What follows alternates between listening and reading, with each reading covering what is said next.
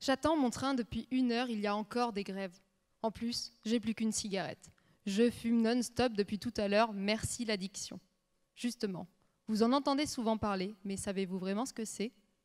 L'addiction, c'est la perte de contrôle de l'usage d'une substance, comme le tabac, ou d'un comportement, comme les jeux vidéo, à l'origine source de plaisir, malgré les conséquences négatives.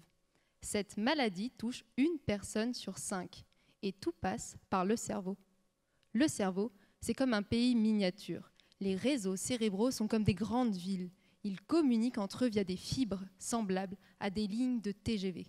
Et dans l'addiction, certaines lignes sont en grève.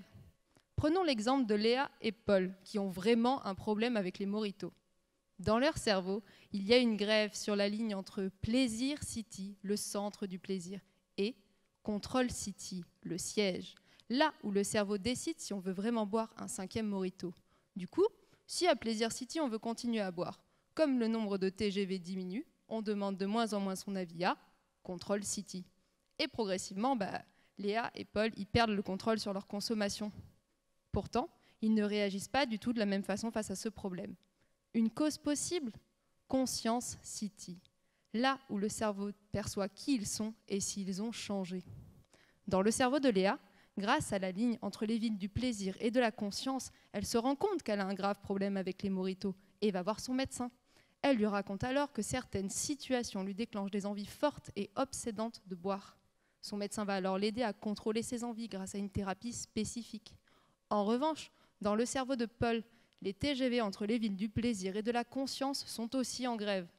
Conscience City ne reçoit qu'une partie des informations de ce qu'il se passe à Plaisir City et ne s'aperçoit pas que l'attitude de Paul a changé. Du coup, Paul, il a du mal à mesurer la gravité de son problème d'alcool et ne cherche pas à s'arrêter. Ce que vit Paul arrive à plus de la moitié des gens qui ont une addiction. C'est pourquoi, dans ma thèse en neurosciences, je veux comprendre en quoi le fait d'être conscient ou non d'avoir une addiction impacte le comportement, notamment pour les cas des addictions à l'alcool et au tabac. Pour le savoir, je vais étudier les habitudes de Léa et Paul chez eux à l'aide d'une application sur smartphone qui va leur poser des questions plusieurs fois par jour. Je vais ensuite comparer leurs réponses afin de savoir si leur comportement suit le même schéma. Est-ce que certaines situations leur déclenchent des envies fortes qui les poussent à boire ?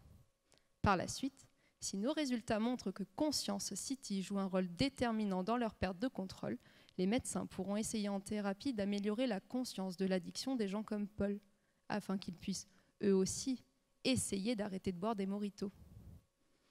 Finalement, je vais peut-être pas la finir cette dernière cigarette.